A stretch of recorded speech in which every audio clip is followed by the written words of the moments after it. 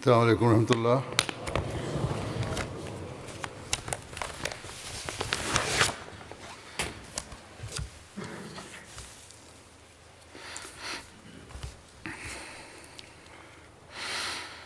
أشهد أن لا إله إلا الله وحده لا شريك له وأشهد أن محمدا عبده ورسوله أما بعد فأعوذ بالله من الشيطان الرجيم بسم الله الرحمن الرحيم الحمد لله رب العالمين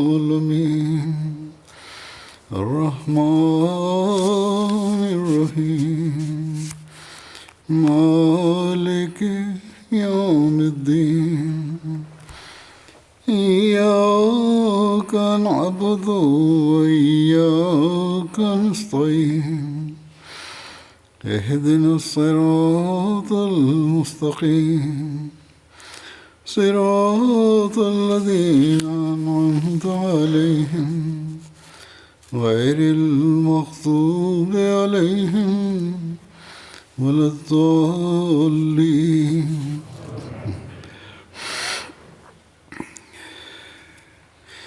ولا تقولوا لمن يقتل في سبيل الله أموات بل أحياء ولكن لا تشعرون. ولنبلونكم بشيء من الخوف والجوع ونقص من الأموال والأنفس والثمرات وبشر الصابرين الذين إذا أصابتهم مصيبة قالوا إنا لله وإنا إليه راجعون.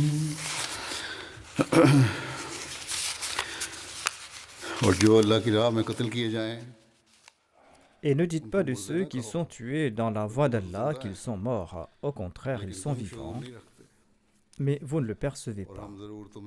Et certainement, nous vous éprouverons en vous affligeant un peu de crainte, de faim, de perte de biens et de vie et de récolte. Mais annonce la bonne nouvelle à ceux qui persévèrent patiemment, qui quand un malheur les frappe disent « Assurément, nous appartenons à Allah et certainement c'est à lui que nous retournerons. »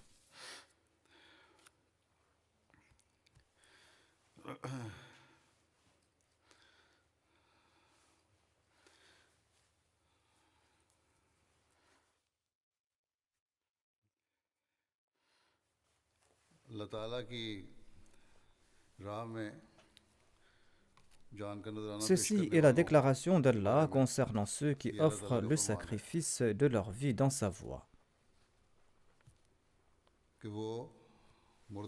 Notamment qu'ils ne sont pas morts, mais qu'ils sont bel et bien vivants.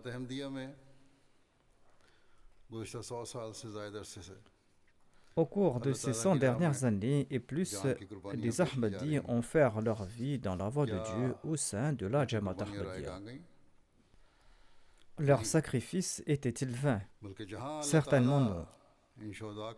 D'une part, Allah a exalté le rang de ses martyrs, et ce en accord à ses promesses. D'autre part, il a conféré de plus grands progrès à la Jamaat Ahmadiyya. Ces martyrs ont mérité dans l'au-delà le statut qui leur est réservé. Et ils ne cesseront de grandir en rang.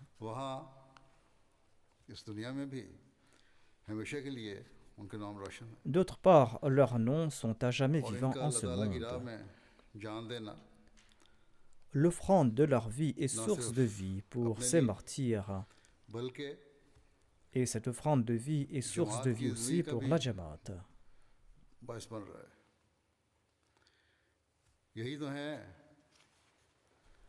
जो पीछे रहने वालों की ज़िंदगी Ils sont source de vie et de progrès pour ceux qu'ils ont laissés en arrière.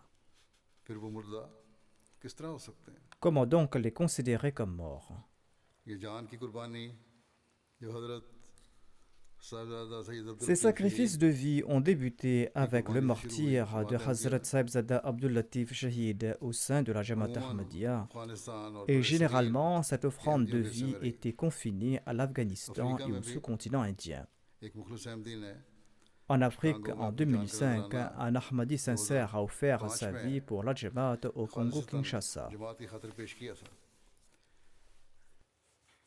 लेकिन गुज़श्ता दिनों Or, ces derniers jours, des membres emplis d'amour et de fidélité, de foi et de conviction du Burkina Faso sur le continent africain ont laissé un exemple collectif qui nous laisse bouche bée.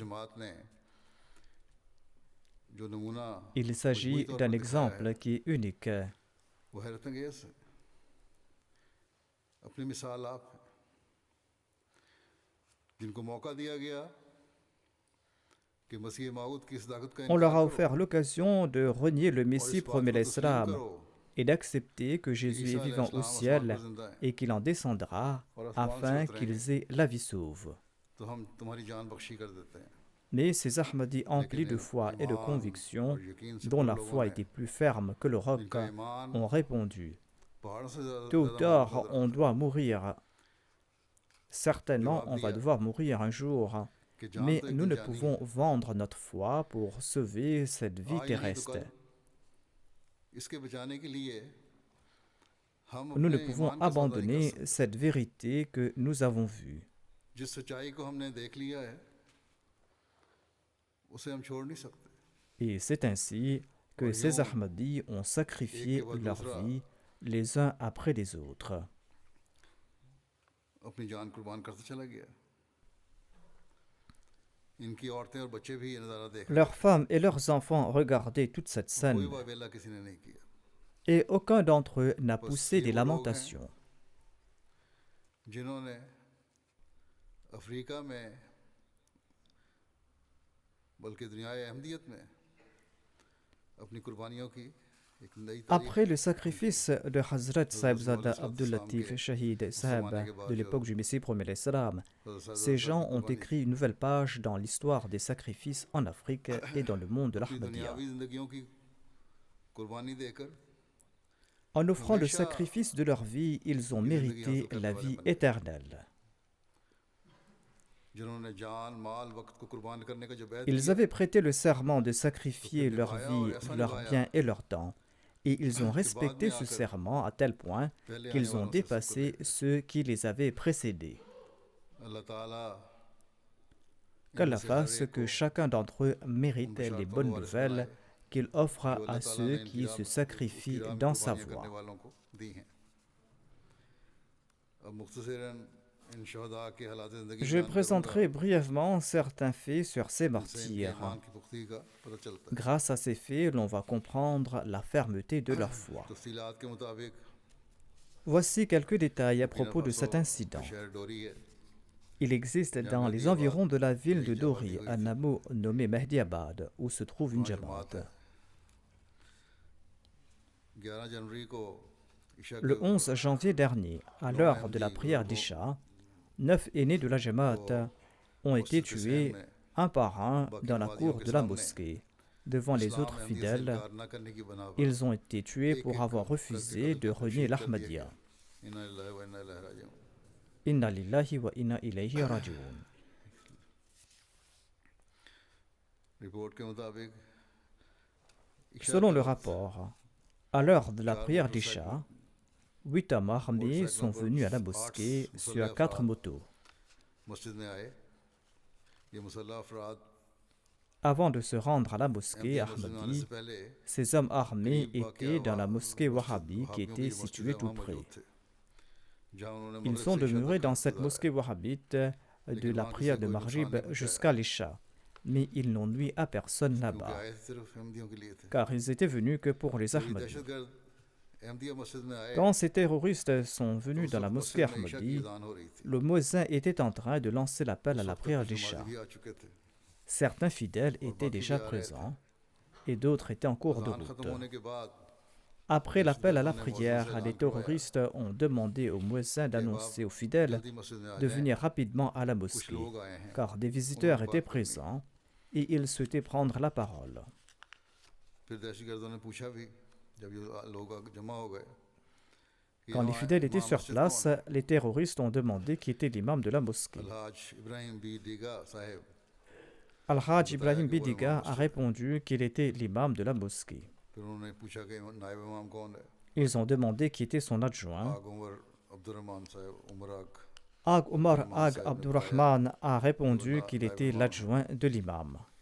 जब नमाज का वक्त हो गया À l'heure de la prière, l'imam Ibrahim a dit aux terroristes de laisser les fidèles कि prier. हमें नमाज पढ़ लेने दें, लेकिन उन्होंने नमाज पढ़ने Mais की les इजाज़त नहीं terroristes दी। ne leur ont pas permis de prier. मुसल्ला अफराद ने इमाम से जमात अहमदिया के अकायद के मुतालिक काफ़ी सवाल Les hommes armés ont posé de nombreuses questions à l'imam sur les croyances des Ahmadis. तसल्ली और बहादुरी से L'imam les a répondu calmement et इमाम साहब ने bravement. बताया कि Il हम leur लोग a dit मुसलमान que हैं। nous sommes des musulmans et que nous croyons dans le saint prophète Mohammed sallallahu alayhi wa sallam. उन्होंने पूछा कि आप लोगों का ताल्लुक किस फिरके से? Les terroristes ont demandé à quelle communauté ils appartenaient. L'imam a répondu qu'ils étaient membres de la Jamaat फिर Ahmadiyya. अकीदे के बारे में पूछा और बताया कि हमारे अकीदे Les के terroristes lui ont demandé si Jésus est vivant ou mort selon les croyances Ahmadis.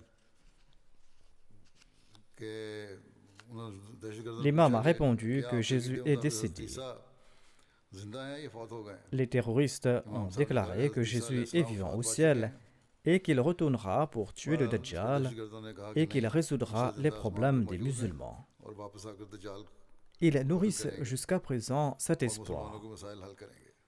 Ensuite, ils ont demandé qui était l'imam al-Mahdi.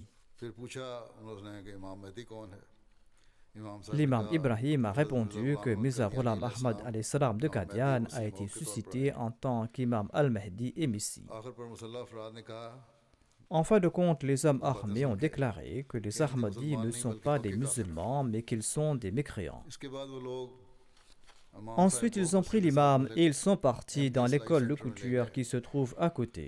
हज़रत मसीह मौला इस्लाम और Là-bas, खुलफा il se trouvait les तस्वीर photos du लगी। Messie premier l'Islam et des वो califes. तस्वीर लेकर इमाम साहब के साथ वापस Ils ont pris मस्जिद les आ गए। photos et ils sont retournés à la mosquée avec फिर इन l'imam. तस्वीर के हवाले से इमाम इब्राहिम से Et ils सवाल l'ont questionné à propos de ces photos. इमाम साहब ने हज़रत अक़दस मसीह मौला इस्लाम और खुलफा के L'imam नाम a बताए mentionné le nom du Messie premier और एक-एक l'Islam et des तस्वीर का तारुफ califes. करवाया और कहा Il कि a हज़रत मसीह présenté मौला chaque इस्लाम photo बतौर et a इमाम déclaré que Mirza Ghulam Ahmad al-Islam a été suscité en tant que l'imam al-Mahdi et Messie promis. Mirza गुलाम अहमद का नाम Sur ce, les terroristes ont déclaré que Mirza Ghulam Ahmad al-Islam n'est pas un vrai prophète, qu'Allah nous en préserve. Ensuite, les terroristes ont réparti les enfants, les jeunes et les aînés en groupes séparés dans la mosquée. Il y avait en tout 60 à 70 personnes, incluant les femmes, à la mosquée. 10 à 12 femmes étaient présentes pour la prière derrière le rideau. Après avoir réparti les fidèles par groupe d'âge, les terroristes ont demandé aux aînés de sortir de la cour de la mosquée. Il y avait en tout 10 ansars, dont un handicapé. Quand l'handicapé a voulu sortir avec les autres, les terroristes lui ont dit « Tu ne sers pas à grand-chose, reste ici ». Ils sont sortis de la cour avec les 9 restants. Dans la cour de la mosquée, les terroristes ont dit à l'imam Ibrahim Bidiga qu'il aura la vie sauve s'il renie l'Ahmadiyya. L'imam Bidiga a répondu « Vous pouvez m'égorger si vous le souhaitez, mais je ne vais pas abandonner l'Ahmadiyya. Je ne pourrai renoncer à cette vérité que j'ai découverte. À quoi vaut la vie face à la foi ?» Les terroristes ont placé un gros couteau sur le cou de l'imam et ils l'ont allongé afin de l'égorger. Mais l'imam a protesté en disant « Je ne veux pas mourir allongé, mais debout. » Sur ce, les terroristes l'ont tué à coups de balle. L'imam Al-Hajj Ibrahim Bidiga était le tout premier martyr. Après l'avoir tué sans pitié, les terroristes ont cru que les autres renieront leur foi par peur. Ils ont demandé au deuxième aîné de renoncer à l'Ahmadiyya ou de connaître le même sort que l'imam. L'aîné a répondu bravement qu'il ne pourra jamais renier l'Ahmadiyya. Il a déclaré: je marcherai sur la même voie que notre imam et j'offrirai ma vie. Les terroristes l'ont tué en lui tirant à la tête. Et ils ont fait les mêmes requêtes aux autres aînés qui étaient présents, notamment qu'ils auront la vie sauve s'ils renient l'imam al-Mahdi et l'Ahmadiyya. Tous les aînés Ahmadis étaient inébranlables comme des montagnes, et ils ont accepté le martyre courageusement. Aucun d'entre eux n'a flanché un seul instant, et aucun d'entre eux n'a renié l'Ahmadiyya.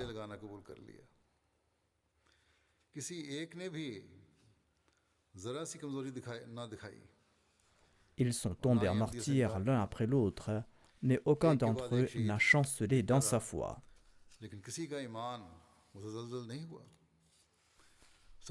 Tous ont accepté la mort avec courage et ils ont offert leur vie en laissant flotter haut le drapeau de la foi.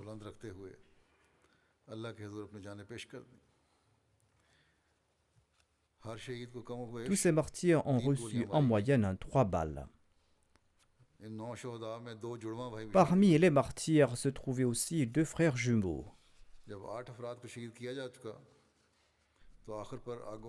Quand les 8 premiers martyrs sont tombés, il ne restait qu'Ag Umar Abdurrahman.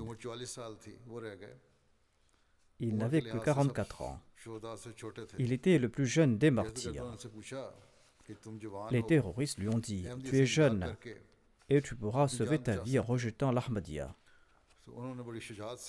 Il a courageusement répondu: mes aînés ont sacrifié leur vie en marchant sur la voie de la vérité. Je suivrai également mon imam et je suivrai les traces de mes anciens. Et je suis prêt à sacrifier ma vie pour ma foi. Sur ce, il a été également brutalement tué.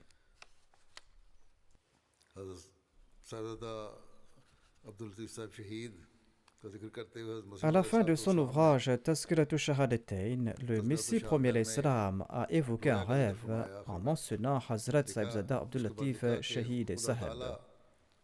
Il a écrit: Allah suscitera plusieurs de ses successeurs. La conclusion de son rêve était exacte. Le Messie premier l'Islam a déclaré que j'espère qu'après le martyre de Sahibzada Abdul Latif Shahid Saheb, Allah fera naître nombre de ses successeurs. Nous sommes témoins aujourd'hui que les Africains ont collectivement montré cet exemple et ils ont respecté les exigences de cette succession.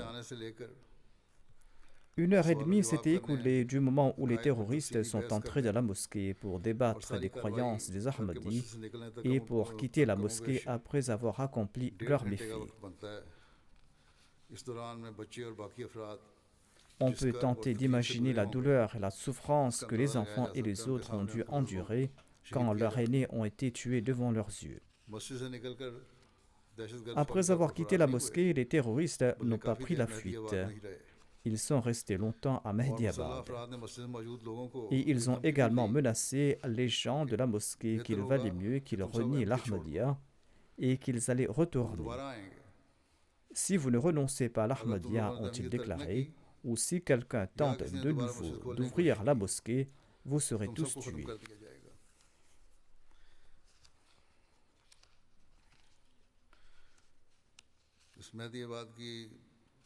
Je vous présente les détails sur la fondation de la Jamaat de Mehdiabad.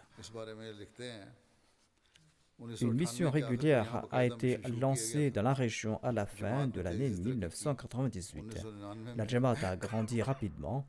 En 1999, un village appelé Teknavel est devenu majoritairement Ahmadi et une Jamaat sincère y a été établie. L'imam de ce village, Al-Hajj Ibrahim Bidiga, était le plus grand imam wahhabite de la région avant d'accepter l'Ahmadiyya.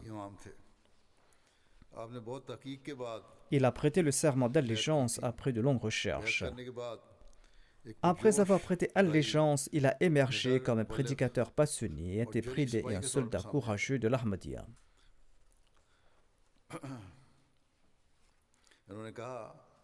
Quand il a prêté le serment d'allégeance, certains de ses amis, qui étaient des ulémas, lui ont demandé pourquoi il avait accepté l'Ahmadiyya.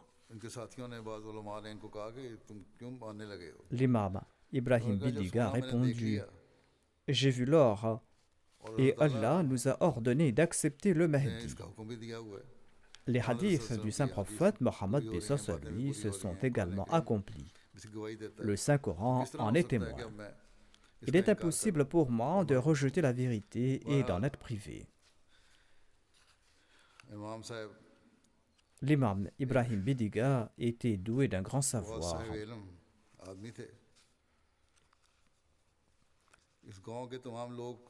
Tous les habitants de ce village appartiennent à l'ethnie tamashek et parlent la langue tamashek. Leur population est estimée à environ 200 000. Ils sont présents au Burkina Faso, au Niger, au Mali et en Algérie. Ils sont musulmans à 99,9%. La plupart d'entre eux suivent un courant strict du wahhabisme. Il n'y a pas beaucoup d'Ahmadis parmi les tamashek. Mais les habitants tamashek de Mahdiabad du Burkina Faso ont pris l'initiative de prêter allégeance au Messie premier l'Islam. Et à présent, en consentant à un si grand sacrifice, ils ont également acquis une position spéciale. En 2004, de nombreux gisements d'or ont été découverts dans cette zone. La société minière a construit de nouvelles habitations sur un nouveau site et ils y ont installé la population de ce village. La majorité de ces migrants étaient des Ahmadis. Certaines familles appartenaient à d'autres obédiences de l'islam. Le nouveau village était à majorité Ahmadi. L'imam Ibrahim a suggéré de donner un nouveau nom à ce village. On m'a écrit à ce propos et j'ai nommé ce village Mahdiabad. En 2008, l'association IEEE y a bâti un village modèle en y fournissant des installations d'eau et d'électricité. C'était le tout premier projet de village modèle au Burkina Faso et dans le monde entier. Sous l'égide de ce programme, l'association des ingénieurs a fourni des installations d'électricité, d'eau et une école de couture.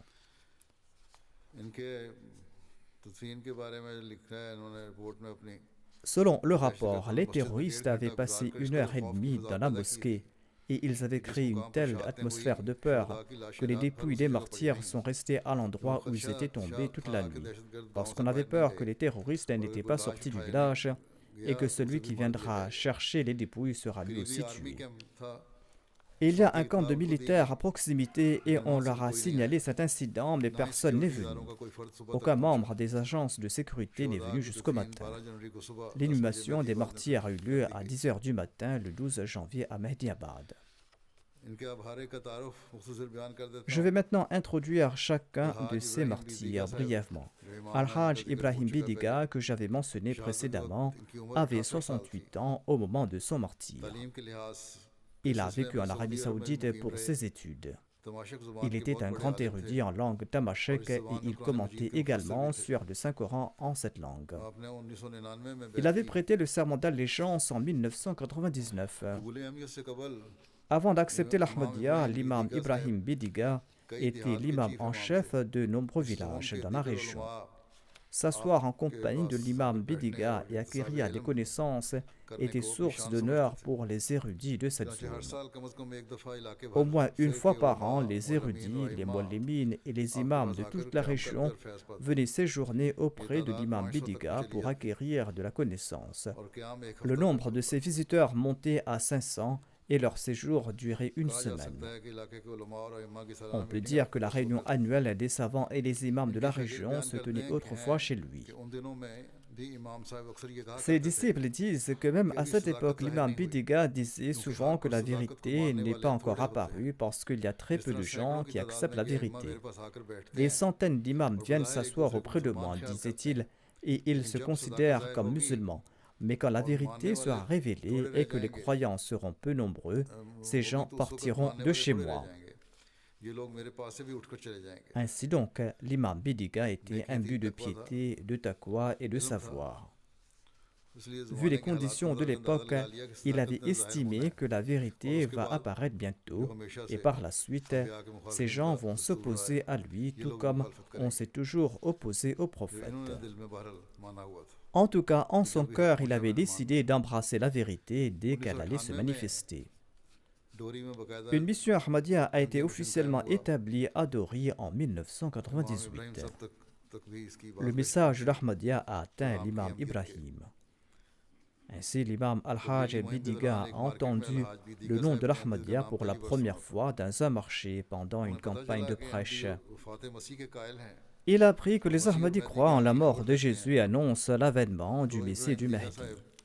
Sur ce, l'imam Ibrahim Bidiga est venu à la mission de Dori avec une délégation de 7 personnes pour connaître la vérité. Il a accepté l'Ahmadiyya après de longues recherches. Et il a reçu l'honneur d'être le premier Ahmadi de sa zone. Les opposants de l'Ahmadiyya prétendent que nous avons tenté ces pauvres pour qu'ils prêtent le serment d'allégeance et qu'ils ne connaissent rien à la religion. Ces martyrs ont réduit ces opposants au silence. Ces martyrs ont accepté la vérité en l'ayant compris et ensuite ils ont laissé de grands exemples de sacrifice. Comme évoqué auparavant, l'imam Ibrahim Bidiga était un soldat intrépide de la Jamaat. Il était un Daïnillah intrépide et il était un fidèle Ahmadi dans le vrai sens du terme. Grâce à sa prédication et grâce à ses efforts, le message de l'Ahmadiyya s'est répandu dans toute la région. De nombreuses Jamaat ont été fondées grâce à ses efforts. Il participait activement au programme de la Jamaat. Et avant d'accepter l'Ahmadiyya, selon ses croyances, hormis les Wahhabites, tous les autres musulmans étaient des mécréants. Regarder la télé, jouer au foot ou partir à l'école, faire des photos, toutes ces actions étaient interdites selon lui, comme le croient les Wahhabites.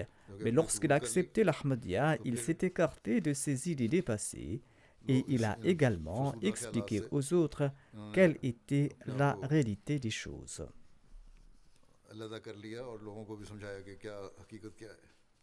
À l'époque du 4e calife, en l'an 2000, il était venu au Royaume-Uni pour participer à la Jalsa Salana. L'imam Bidiga était passionné par la prédication. Avant même d'accepter l'Ahmadiyya, l'imam Ibrahim était influent et il était l'imam en chef de nombreux villages, comme mentionné auparavant. Après avoir accepté l'Ahmadiyya, il s'est dédié à la prédication. Il semblait qu'il ne se souciait de rien d'autre. Il avait créé des groupes WhatsApp pour la prédication, dont un groupe spécifiquement pour le public tamashek. Ce groupe comprenait des personnes du Mali, du Niger, du Ghana, de l'Arabie Saoudite, de la Libye, de la Tunisie, de la Côte d'Ivoire et d'ailleurs. Il leur prêchait le message de l'Ahmadiyya constamment. Il enregistrait et leur envoyait des messages audio nuit et jour. Il se consacrait à ce travail nuit et jour. Les opposants lui envoyaient des insultes en guise de réponse. Il faisait face à leur hostilité, il le menaçait de mort, mais l'imam Ibrahim, quant à lui, n'exprimait aucune colère dans ses propos. Il disait à ceux qui le menaçaient de mort que je vous enverrai les frais de voyage, venez me tuer. Il conseillait les missionnaires et les modlimines de la région de prêcher le message de l'Ahmadiyya et qu'ils ne devaient pas prendre pour excuse la situation sécuritaire précaire pour ne pas faire des tournées de prédication. Il disait qu'il fallait prêcher à travers les médias. Si quelqu'un n'a pas d'argent pour son forfait Internet par téléphone, il pourrait l'aider et il pourra créer des groupes de médias sociaux et participer au djihad du tablir assis à la maison. Il était passionné de tablir. Nasir Sidou Saheb a été affecté comme missionnaire au Burkina Faso en 1997. Le 4e calife lui avait confié la tâche de la prédication dans la région. Il déclare « Je ne connaissais pas la langue du pays et il m'a fallu 3 mois pour tout planifier. Ensuite, nous avons visité les villages et je me suis également rendu chez l'imam de ce village. Lorsqu'il a su à propos de la mort du Messie et de l'arrivée du Mahdi, l'imam Ibrahim Bidiga et 7 autres personnes sont venus à notre centre à Dori. Nous y avons tenu des sessions de questions et de réponses. L'imam Ibrahim Bidiga est resté avec moi pendant 3 jours. Durant ces 3 jours, il n'a pas dormi et il ne m'a pas laissé dormir non plus. Après cela, ils sont partis. On conversait quotidiennement du matin jusqu'au soir. Ils sont revenus la semaine suivante et ils sont venus avec d'autres imams. Et ce processus de recherche s'est poursuivi pendant 3 mois. Il avait reçu les réponses à la plupart de ces questions, mais il n'avait jamais exprimé l'idée d'embrasser l'Ahmadiyya. Nasir Sidou déclare que j'ai écrit au calife pour des prières. Un jour, l'imam Bidiga est venu et il a rempli le formulaire de la bayra. Je lui ai demandé où étaient les autres qui venaient régulièrement avec lui et quand vont-ils accepter la vérité. L'imam Bidiga a déclaré qu'ils vont accepter tous l'Ahmadiyya, mais qu'ils voulaient le faire en premier. C'est pourquoi il s'était présenté. L'imam Ibrahim Bidiga était également très fidèle au califat. L'émir de la Jama du Burkina Faso écrit ceci. L'imam Ibrahim Bidiga avait sous son influence environ 45 villages de la région. Il a effectué le Hajj, il a étudié en Arabie Saoudite, il maîtrisait très bien l'arabe écrit et parlé, et il prêchait à foison dans toute la région. Il visitait les villages à vélo, et par la grâce d'Allah, il a éclairé de nombreuses personnes de cette région de la lumière de l'Ahmadiyya. Grâce à lui, de grands érudits de la région sont entrés de l'Ahmadiyya, et la plupart des djamas de la région ont été établis grâce à sa prédication. L'Amir Sab déclare que chaque fois que je me rendais à Londres, il me questionnait toujours sur l'état de santé du calife. Il faisait montre d'un grand amour pour le calife.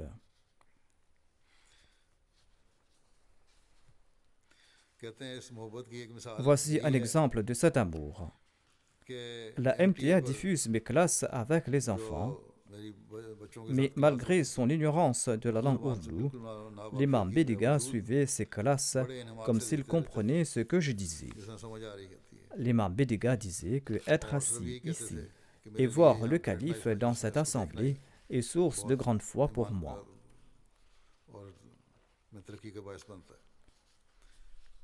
L'imam Ibrahim Bidiga était aussi imbu d'un grand sens de l'hospitalité et il était très circonspect. Mais lorsqu'il prenait la parole en faveur de la Jamaat, il parlait avec beaucoup d'émotion.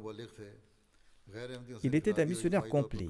Individuellement et collectivement, il a répondu à de nombreuses questions lors des débats avec des non-Ahmadis.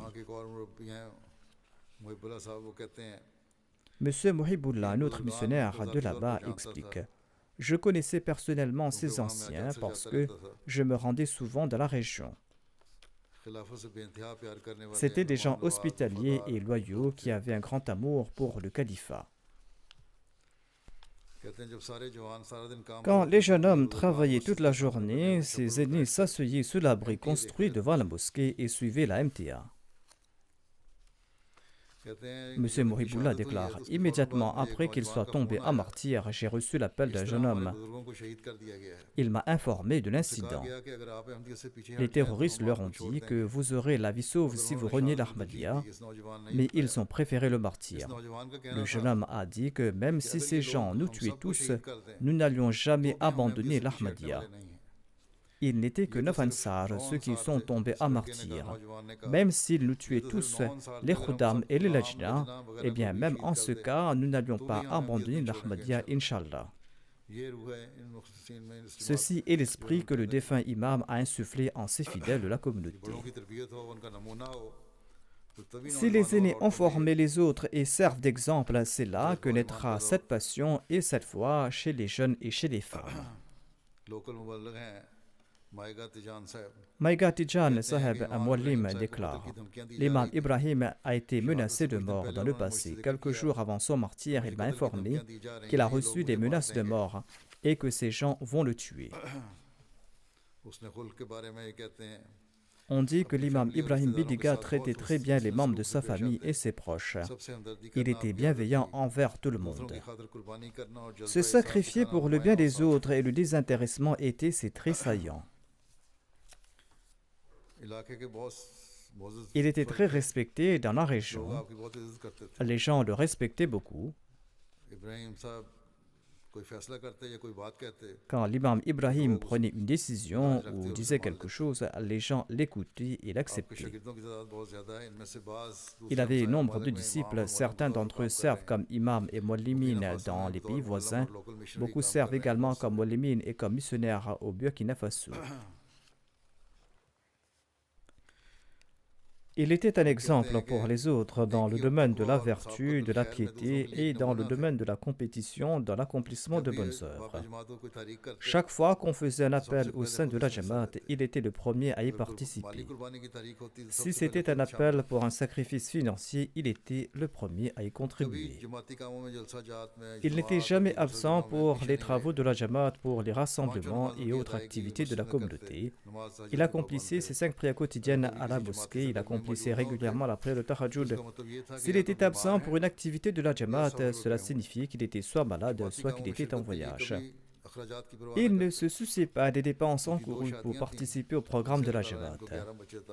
Il avait 2 épouses et Allah lui accordait 11 enfants. Khalid Mahmoud, qui sert comme missionnaire, déclare: les martyrs étaient emplis de sincérité et de loyauté. Ils étaient des Ahmadis fidèles au califat.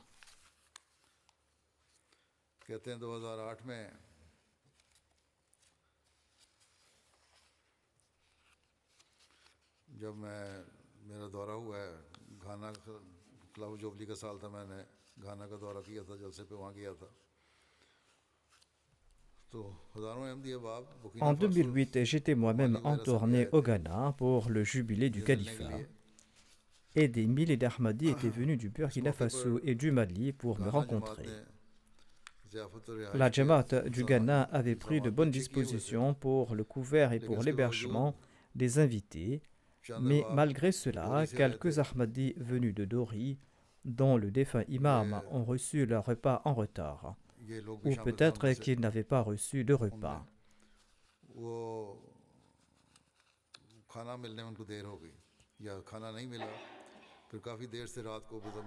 Et on a dû commander un repas du marché tard dans la nuit. Sur ce, lors de la rencontre, j'ai dit aux missionnaires de leur présenter des excuses en mon nom et de les rassurer. Le missionnaire Khalid Mahmoud a déclaré: je suis parti immédiatement pour présenter les excuses du calife. Quand je leur ai présenté le message du calife, Al-Hajj Ibrahim, qui est le président de la Jamaat, a déclaré que nous sommes venus ici pour voir le calife. Étant donné que nous avons vu le calife et que nous l'avons rencontré, notre fatigue et notre faim ont disparu. Il n'y a pas de doléance de notre part. Au contraire, nous sommes assis ensemble et nous évoquons cette rencontre et nous en tirons du plaisir. En tout cas, j'étais moi-même inquiet car ils avaient entrepris un si long voyage et beaucoup étaient venus à vélo et ils n'avaient pas reçu de repas. On a pris des dispositions immédiates à cet égard. Mais d'autre part, leur sincérité et leur loyauté me laissaient bouche bée. J'avais reçu le même message de leur part et j'étais surpris à quel point ils étaient fermes dans leur foi.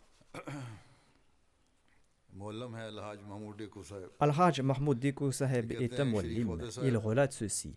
Quand Sherif Odeh Saheb était venu en tournée au Bénin, l'imam Ibrahim a parcouru un voyage de 1000 km en bus du Burkina Faso pour partir au Bénin. Il avait entamé son voyage à 3 heures du matin et il est arrivé le matin. C'était un voyage fatigant de 30 heures. Les routes d'ailleurs ne sont pas bonnes là-bas. Mais il était de bonne humeur. Il a entrepris de longs voyages par la suite et il a participé dans tous les programmes. Il était imbu d'une grande passion pour servir la Jamaat. Il était très content de voir les mosquées du Bénin. Il disait: voyez, ceci est une preuve de la véracité du Messie promis à l'Islam. Lors des débats avec les non-Ahmadis, il avait l'habitude de prononcer des discours très éloquents en langue arabe. Les mollahs débattaient également avec Sharif Odeh Saheb, et quand les mollahs ont prononcé des propos déplacés, tout en colère, le défunt imam Ibrahim a voulu prendre la parole. Mais quand on lui a demandé de ne plus parler, il s'est immédiatement assis. Les mollahs ont déclaré que si vous nous considérez musulmans, eh bien priez derrière nous. L'imam Ibrahim a déclaré: comment est-il possible que nous prions derrière vous quand vous nous traitez d'infidèles, de mécréants et quand vous rejetez l'imam de l'époque? Acceptez que le Messie premier l'Islam est l'imam de l'époque et nous allons prier derrière vous. Un muallim à la retraite du Bénin relate: le défunt était une image vivante de l'amour pour le calife. Il disait: quand j'ai reçu le message de l'Ahmadiyya à travers le missionnaire pakistanais, j'étais Ahmadi à partir de ce jour-là. J'ai appris que le bien-être du monde n'est lié qu'au système du califat, et c'est la voie véritable, et je vais la suivre jusqu'à ma mort. Le muallim a déclaré que le défunt imam a pratiqué ce qu'il a prêché. Monsieur Issa, un muallim du Bénin, relate ceci: j'étais en relation avec le défunt depuis longtemps. Il était un Ahmadi qui n'avait aucun désaccord avec personne. Il était un véritable Ahmadi. Il était à l'avant dans chaque domaine, dans le domaine de la prédication, dans le domaine des contributions financières. C'est la raison pour laquelle les 8 autres Ansar ont suivi son exemple et ont sacrifié leur vie pour la cause de Dieu. Le principal de la Jamia du Burkina Faso écrit ceci: une personne avait vu un rêve et en a informé le 4e calife. Feu le 4e calife a écrit ceci à l'émir de la Jamia du Burkina Faso. Le 4e calife a déclaré: le rêve est béni, et cela signifie que le sol du pays est fertile pour accepter la vérité. Après ma visite, Inch'Allah, les gens vont accepter la vérité qui va briller. Que Dieu fasse qu'il en soit ainsi. Je ne pense pas que le 4e calife ait visité le Burkina Faso. J'étais en tournée là-bas en 2004. Le principal de la Jamia a écrit ceci. Le 5e calife a déclaré par la suite: je suis sûr que la graine de l'Ahmadiyya semée sur la terre du Burkina Faso va porter ses fruits bientôt, des fruits qui seront éternels.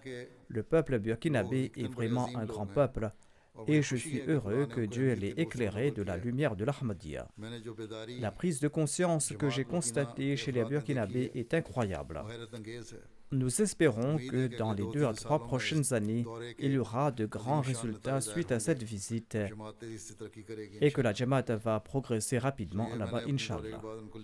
C'était là ce que je lui avais écrit après ma visite. De toutes les Jamaats d'Afrique, j'ai remarqué quelque chose de particulier chez les Ahmadis du Burkina Faso. Tout le monde tentait de me serrer dans les bras lors des rencontres. Et leur amour était aussi tout à fait visible. Le principal de la Jamia écrit ceci. Aujourd'hui, les dévots de Mahdi Abad ont consenti un sacrifice extraordinaire et ils ont confirmé votre déclaration qu'ils sont en effet des gens grandioses. Le 2e martyr se nomme Al-Hassan Akmaliel Saheb. Il avait 71 ans au moment de son martyre. Il était agriculteur de profession. Il a accepté l'Ahmadiyya en 1999. Il faisait partie des premiers Ahmadis du village. Il avait accompagné l'imam Ibrahim dans la délégation qui s'était rendue à la mission de Dori pour des recherches. Depuis lors, il n'a cessé de grandir en sincérité et en fidélité. Il était très sincère envers le califat, il était régulier dans ses prières en congrégation, dans ses prières de tahajjud, dans ses contributions financières. Il a laissé un bon exemple derrière lui pour sa famille. Dans l'ensemble, son sacrifice de vie, de biens et de temps pour la Jamaat est extraordinaire. Il maîtrisait 4 ou 5 langues locales du Burkina Faso. Et c'est pour cette raison qu'il avait un grand cercle d'amis dans tout le pays. Et il se mêlait aux Ahmadis d'autres régions lors de la Jalsa Salana du Burkina Faso parce qu'il connaissait leur langue. Les gens l'appréciaient beaucoup et aimaient s'asseoir en sa compagnie. Chaque fois que la Jamaat lançait un appel, il y participait en premier. L'année dernière, on a encouragé les membres à participer dans le plan Waqf-e-Rzi et il était le premier de la Jamaat de Mahdi Abad à se porter volontaire. Son frère jumeau Husseini Agmaliel est également tombé à martyr dans la tragédie de Mehdiabad. Husseini Agmaliel, son frère jumeau, avait également 71 ans. Il avait également prêté allégeance en 1999 et il était parmi les tout premiers Ahmadis de son village. Il avait accompagné Al-Hajj Ibrahim Saheb dans la délégation qui s'était rendue à la mission de Dori pour mener des recherches. Durant ces jours, Husseini Agmaliel servait en tant que zaïm de l'Ansarullah de Mehdiabad. Il avait très bien organisé les frères Ansar de sa Jamaat et il les a maintenus actifs dans les activités de la Jamaat et il organisait des programmes de formation. Il organisait le nettoyage de la mosquée et d'autres travaux bénévoles. Il était régulier dans ses contributions financières. Il accomplissait les 5 prières quotidiennes à la mosquée. Il accomplissait régulièrement ses prières de Tahajjud. Comme mentionné précédemment, son frère jumeau est tombé en martyr lors de la tragédie de Mehdiabad. Ainsi, ils sont venus au monde le même jour et ils ont quitté le monde le même jour. Le prochain martyr se nomme Hamidou Ag Abdurrahman. Il avait 77 ans. Il était également agriculteur de profession. Il avait accepté l'Ahmadiyya en 1999. Il était très pur de cœur et très doux. Il était parmi les premiers à participer aux événements de la Jamaat. S'il était absent pour un événement de la Jamaat, c'était par contrainte ou en raison d'une maladie. Sinon, il n'était jamais absent. Le défunt était l'un des soutiens de l'imam Ibrahim Saheb. Il exhortait les membres de sa famille de rester attachés à la Nizam Jamaat et à participer au programme de la Jamaat. Il était fidèle au califat de la Jamaat Ahmadiyya. Il passait beaucoup de temps à la mosquée et suivait les émissions de la MTA. Il suivait le sermon très régulièrement et attentivement. Suley Ag Ibrahim, un autre martyr, avait 67 ans. Il était également agriculteur de profession. Il était très régulier dans ses prières en congrégation et dans ses contributions. Il était un membre actif de l'Ansarullah et il était très fidèle à la Jamaat. Et il était le bras droit de l'imam Ibrahim. Par la grâce d'Allah, il était un érudit. Il prenait la parole sur des questions religieuses. Et il était présent chaque fois qu'il y avait une discussion savante parmi les membres Ansar de la Jamaat. Il était très humble, il était très doux, il était gentil envers tout le monde. Si en se rendant à la Jalsa Salana ou à n'importe quel rassemblement de la Jamaat, il constatait que quelqu'un n'avait pas d'argent pour ses frais de voyage ou qu'il n'en avait pas assez, eh bien il l'aidait de sa part afin qu'il puisse participer au programme de la Jamaat. Cette année-ci, sortir de la région de Dori demandait un grand courage, étant donné que les terroristes semaient la terreur partout.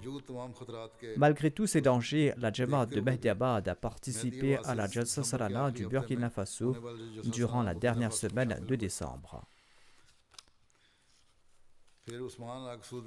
Le prochain martyr se nomme Ousmane Ag Soudé.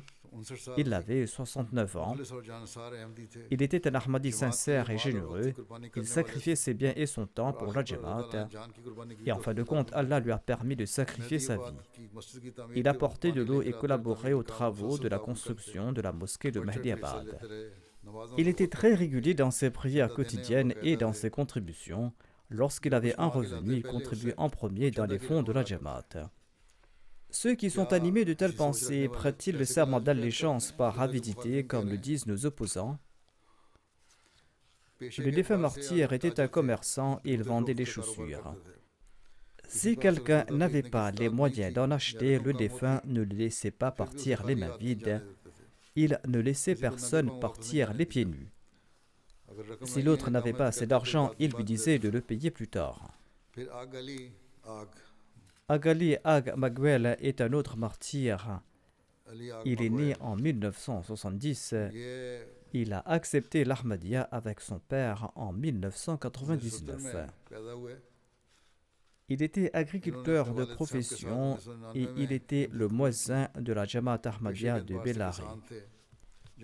Il a dû déménager de son village en raison du terrorisme qui sévissait dans la région et il s'est installé à Mehdiabad. Il était un Ahmadi très sincère et il était très régulier dans ses prières et dans ses contributions et il participait activement à toutes les activités de la Jamaat. Moussa Ag Idrahi avait 53 ans au moment de tomber en martyr. Il était lui aussi un cultivateur et il était très actif dans les activités de la Jamaat. Avant d'embrasser l'Ahmadiyya, il était un membre actif de la communauté wahhabite. Il était très régulier concernant ses prières. Il accomplissait régulièrement la prière de Tahajjud. Il venait à la mosquée pour la prière de Maghrib et il retournait à la maison après avoir accompli la prière d'Isha. Il passait son temps entre les prières de Maghrib et d'Isha à la mosquée et se consacrait au souvenir de Dieu. Tout le monde témoigne à son sujet qu'il était un exemple pratique d'un véritable croyant. Il était un Ahmadi sincère. Il m'envoyait régulièrement des requêtes de prière et il disait aussi qu'il priait régulièrement pour le calife. Le 9e martyr se nomme Abdurrahman Ag Umar. Il avait 44 ans au moment de tomber en martyr. Il était le plus jeune des martyrs, comme je l'ai dit précédemment. Il avait accepté l'Ahmadiyya en 1999 à l'âge de 20 ans. Par la suite, il n'a cessé de grandir dans sa relation avec la Jamaat et dans sa loyauté. Il était un membre très loyal et dévoué de la Jamaat de Mehdiabad. Il était le bras droit de l'imam Ibrahim. Il était l'imam adjoint de Mehdiabad. Quand les terroristes sont entrés dans la mosquée, après avoir interrogé l'imam Ibrahim, ils ont demandé qui était son adjoint. Sans hésiter, Abdurrahman Ag Umar a déclaré qu'il était son adjoint. Il était parmi les premiers à se rendre à la mosquée, il priait avec une grande humilité, il était régulier dans ses prières de Tahajjud. Il prenait ses enfants avec lui à la mosquée et il prenait grand soin de leur éducation morale et spirituelle. Il m'envoyait aussi des lettres régulièrement. Il était très doué pour le cyclisme et il a beaucoup voyagé dans la région. À 4 reprises, il a parcouru 265 km de Dori pour participer à l'Ijtima de la Khudamul Ahmadiyya à Ouagadougou. En 2008, il faisait partie du convoi qui s'était rendu au Ghana à bicyclette du Burkina Faso lors du jubilé du califat. Le mot Ag est utilisé avec chaque nom. D'après ce que j'ai compris, selon les rapports que j'ai reçus, Ag signifie fils d'un tel. Ainsi, cela veut dire un tel fils d'un tel.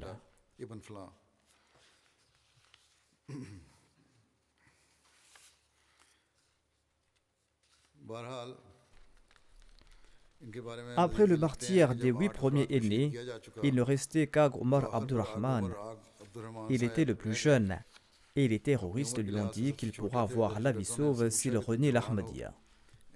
Courageusement, il a répondu que je vais suivre les pas de mon imam et de mes aînés et je vais sacrifier ma vie pour le bien de ma foi. Sur ce, il a été abattu sans pitié au visage et il est tombé en martyr.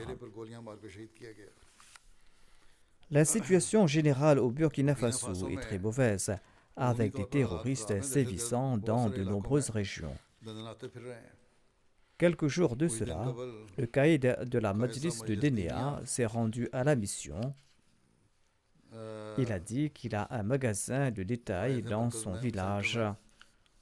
Un jour, un terroriste est venu dans son magasin. Il s'agit d'une autre région. Ce terroriste est venu acheter quelque chose et il a regardé autour de lui.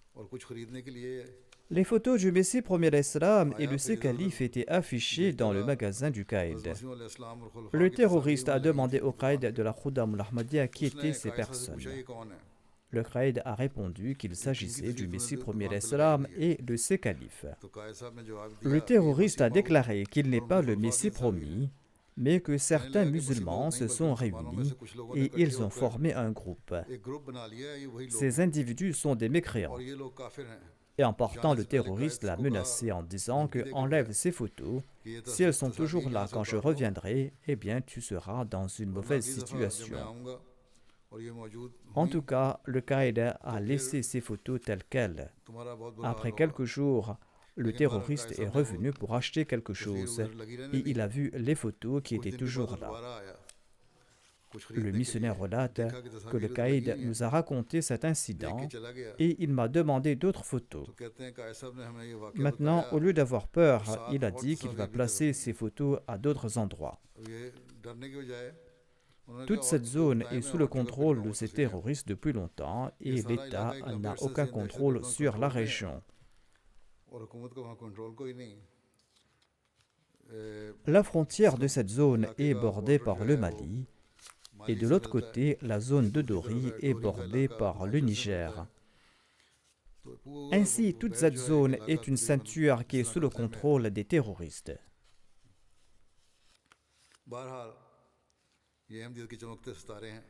C'étaient des étoiles brillantes de l'Ahmadiyya qui ont laissé leur exemple derrière eux.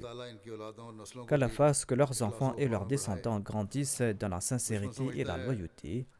L'ennemi pense qu'avec ces martyrs, il va pouvoir détruire l'Ahmadiyya dans la région. Mais Inch'Allah, l'Ahmadiyya grandira et l'Ahmadiyya s'épanouira plus qu'auparavant.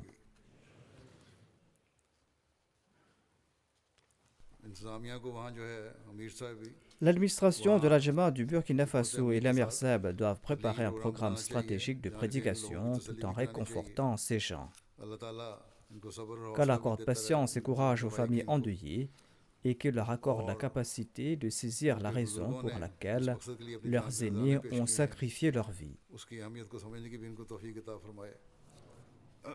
Cependant, nous devons travailler là-bas avec sagesse et stratégie. Je leur ai déjà demandé de visiter la région.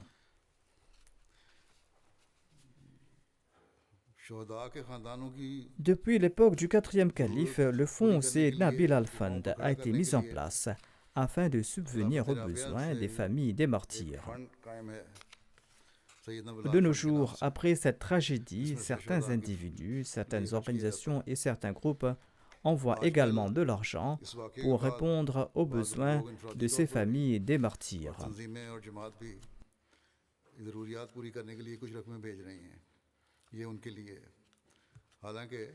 Étant donné la présence du fonds Seyd Nabil al-Fund, chacun devra y déposer ses contributions et nous informer qu'ils ont déposé ces sommes et que leur objectif est d'aider les familles des martyrs de Mehdi Abad de Dori.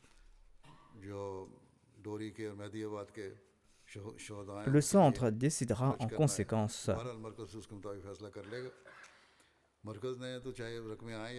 Que l'argent vienne ou non, le centre va satisfaire les besoins de ces personnes, Inch'Allah. Ceux qui veulent faire un don doivent déposer l'argent dans le fonds Seyd Nabil al-Fund. Ce n'est pas une faveur que nous accordons aux familles de ces martyrs. Au contraire, c'est notre devoir de prendre soin de leurs besoins et de les aider. À la fin, je vais citer un extrait des dires du Messie promis à l'Islam. Il déclare « Ne croyez pas que Dieu vous abandonnera. Vous êtes cette graine semée de sa main. » Et il a déclaré que cette graine se transformera en un grand arbre qui va répandre ses branches dans toutes les directions. Béni soit celui qui croit dans la parole de Dieu. Béni celui qui ne craint pas les épreuves dans sa voie, car il est nécessaire que vous soyez éprouvés afin que Dieu puisse vous éprouver. Ainsi, ces martyrs ont passé haut la main cette épreuve. Maintenant, ceux qui les suivent doivent grandir dans leur foi et dans leurs convictions. C'est là leur épreuve. Qu'Allah les aide et qu'Allah nous aide à parfaire notre foi et notre conviction. Qu'Allah élève le statut de ces martyrs et que leurs sacrifices portent leurs fruits, à la suite desquels nous verrons se répandre les véritables enseignements du saint prophète Mohammed paix soit lui dans le monde entier, et que l'ignorance disparaisse de ce monde et que le véritable royaume de Dieu soit établi en ce monde. Outre les funérailles de ces martyrs, je dirigerai également les prières funéraires de deux autres fidèles membres de la communauté. Il y aura la prière funéraire du docteur Karimullah Zirvi, qui était le fils de Soufi Rudabakhsh Zirvi Saheb. Il vivait aux États-Unis et il est décédé le 4 janvier à l'âge de 83 ans. Inna lillahi wa inna ilayhi raji'un. Par la grâce d'Allah, il était un moussi. Son père, Soufi Huda Bakhsh Saheb, s'était rendu à Qadian en 1928 à l'âge de 7 ans et là-bas il a prêté allégeance sur les mains du deuxième calife. Karimullah Zirvi Saheb était également le gendre de Hazrat Malik Saifur Rahman Saheb. Il était un grand érudit, il a écrit plusieurs ouvrages. Il a aussi beaucoup servi la Jamaat, qu'Allah lui accorde son pardon et sa miséricorde. La deuxième prière funéraire sera celle de Amtul Latif Zirvi Sahiba, l'épouse de Karimullah Zirvi Saheb. Elle vivait donc aux États-Unis avec son mari et elle était la fille de Hazrat Malik Saifur Rahman Saheb. Elle est décédée le 6 janvier, soit 2 jours après le décès de son mari. Elle avait 78 ans. Inna lillahi wa inna ilayhi raji'un. La défunte était Moussia, et comme je l'ai dit, elle était la fille de Malik Saifur Rahman Saheb. Sa mère se nommait Amtul Rashid Shaukat, elle était la rédactrice en chef du magazine Misbah de Rabwa. La défunte était née à Qadian. C'était une femme qui avait un grand goût pour la quête du savoir. Elle a fait de grandes études et elle avait une maîtrise en sciences. Elle a pu servir à la communauté en différentes capacités. Qu'Allah accorde son pardon et sa miséricorde à la défunte. Malik Mujibur Rahman, qui est le frère de la défunte, écrit ceci à propos de sa sœur et de son défunt beau-frère. Ils étaient un couple très aimant et ont enduré de nombreuses épreuves, mais ils ne se sont jamais plaints de quoi que ce soit. Jamais je ne les ai vus parler négativement de qui que ce soit. Tous deux étaient des océans profonds de connaissances. Ils aimaient tout le monde jusqu'à la fin de leur vie et ils prenaient soin de leurs besoins et ils étaient très affectueux. Par la grâce d'Allah, ils ont mené une vie riche et excellente. C'étaient des aînés qui avaient une influence très positive sur les autres dans leur cercle. Qu'Allah leur accorde son pardon et sa miséricorde.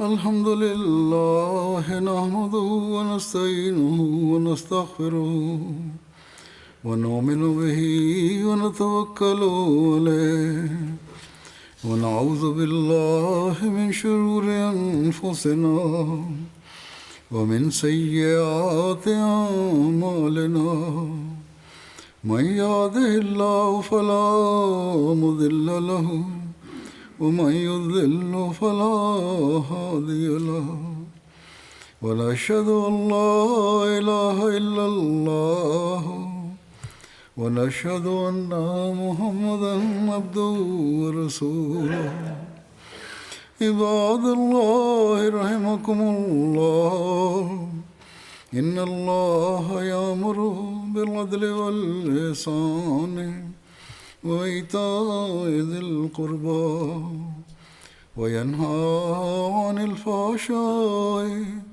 والمنكر والبغي يعظكم لعلكم تذكرون اذكروا الله يذكركم وادعوه يستجب لكم ولذكر الله أكبر